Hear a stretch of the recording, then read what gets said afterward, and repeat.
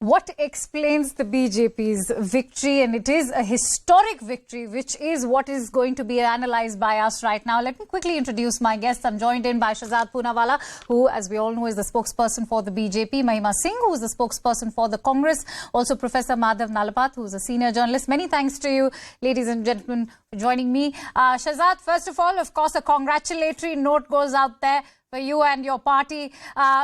As we heard what Hardik Patel had to say, धमाके के साथ वोट्स दिए और धमाके के रिजल्ट्स आए हैं. किस तरह एक्सप्लेन करेंगे इस धमाकेदार रिजल्ट को? Firstly, thank you. We accept the verdict given by the people of Gujarat and people of Himachal with all the humility. And let me explain to you what exactly this verdict in Gujarat means. Part of my family comes from Gujarat. When you win for a seventh time, and that too with a mandate that is historic, a mandate that is bigger than the last mandate that was historic with Madhav Singh Solanki's 149, which was on the back of a caste-based movement, which was on the back of a sympathy wave of Prime Minister Indira Gandhi's unfortunate assassination. After that, when you win for the seventh time with such a historic mandate, it reflects two or three things. One, that the people of Gujarat have voted for a politics of performance and delivery and vikas. Performance, delivery and vikas is the buzzword with which the BJP has performed in Gujarat, and the Prime Minister is the best brand ambassador of this politics of performance and delivery. And that's what he's come to represent. Whether it is his vision for the state of Gujarat, for the country, whether it is his Jan Kalyankari Niti, the policies which he's given to the poorest of the poor, whereby they get houses, whereby they get Jal se Nal se Jal, whereby they get rations, the delivery of the social welfare measures to a whole new class of Labharthis. This has translated into a strong base of supporters for us in Gujarat and even in Himachal. Look, we may have lost this election in Himachal, but come to think of it from a perspective like this.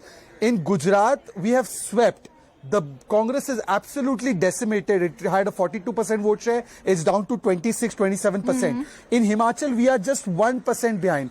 0.9% behind the Congress party. It's in 10 seats, the difference is hardly 1,000 votes. I'm not saying we've still lost that election, we accept the defeat. We will be discussing Himachal, but right now I want the focus to be primarily on Gujarat. I will come to Himachal. But before that, Shehzad, I'm requesting you to hold on to your thoughts. I'm going to come back to my guests for now. Let me also quickly go across to my reporter, Anshul, who's stationed at the Delhi BJP office. If I could come to you, Anshul, what is the mood like on as far as the ground level in the BJP office there is concerned? Take us through what's happening over there. So yes, the mood is absolutely electric. I'll just move out of the frame and show you the preparations are still on. They are waiting for their poster boy, Prime Minister Narendra Modi, to come over here. It is expected that Prime Minister would come over here at around 6 p.m. along with JP Nadda, when they will address this gathering that is already starting to happen out here at the BJP office in the national capital. I'll speak to a few workers. These workers are definitely really very excited by the manner in which they have managed to get this massive victory. Where Gujarat में इतनी बड़ी जीत मिली है, कैसे देखते हैं, कितना ऐतिहासिक है ये जीत? ये बहुत बड़ी ऐतिहासिक जीत है. हमारे मोदी जी का ये अचीवमेंट बहुत बड़ा है, बहुत बड़ा है. हिमाचल में हार मिली है, कहीं रंग में भंग पड़ता हुआ दिख रहा है क्या उससे? नहीं, उससे कोई फर्क नहीं पड़ेगा. ये तो छोटी सी वो है, पर सबके दिलों में बसे हुए अभी मोदी जी. ठीक है. So yes, the people are definitely happy. They are expecting. All they are waiting for right now is for the Prime Minister to come over here and address them and congratulate them in this historic mandate that they have got this time around in Gujarat. And in just the next few hours, we are going to see the Prime Minister come over here along with the National President of the BJP, JP Nadda. They will come here and address this gathering of workers who are present over here. The dhols are out over here. The sweets are being distributed. Yes, the loss in Himachal, there might be a little issue with the manner in which they have lost in Himachal, because yes, it was being expected that the BJP could win Himachal as well, and this is what the workers were also expecting. But yes, the verdict of Gujarat is definitely something that has elated the moods of each and every person who is present over here, and that is something that has definitely downtrodden what result that they have gotten in Himachal. All so yes, right. just in the next few hours, we are expecting the Prime Minister to come over here, but at this point in time, the security is checking each and every person, and the workers have started gathering over here. The songs, the music and the dance has already started at the BJP headquarters in the national capital. All right. I'm going to come back to you as in when more action takes place at the BJP headquarters in the national capital. For now, let me also go back to my guests.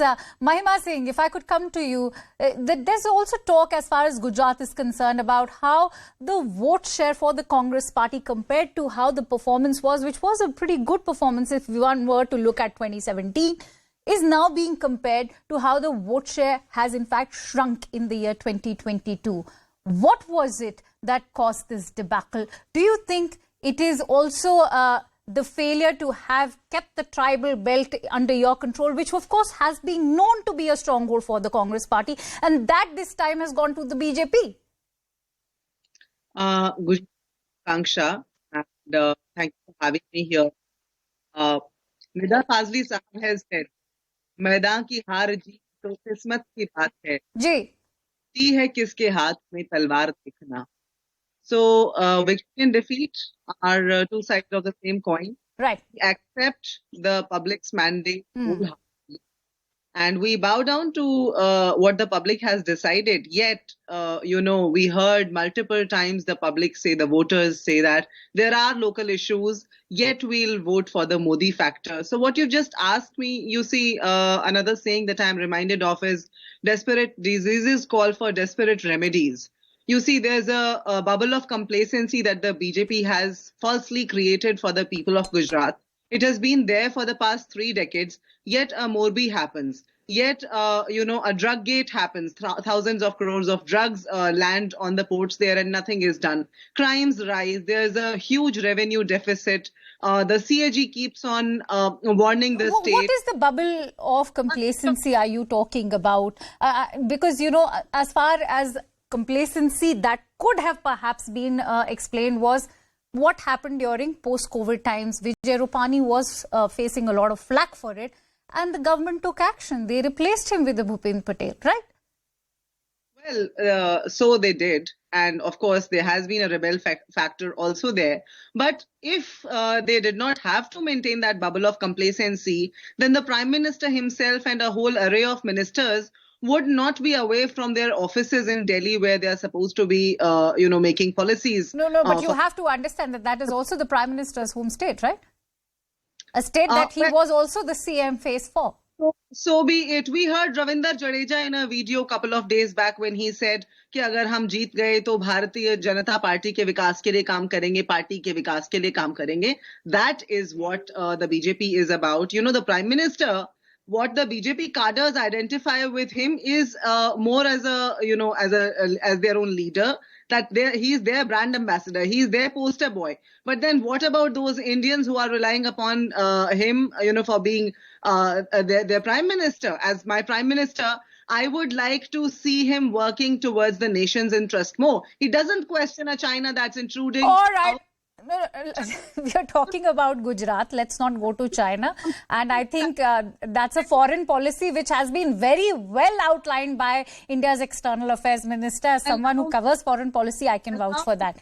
I appreciate if you would allow me to complete my thought. A bubble of complacency that leads the public, resistant to question. There is a lot of resistance to question right now, thinking that the Modi factor will resolve all their problems. Well, let's get a reality check. If not sooner, then later we shall.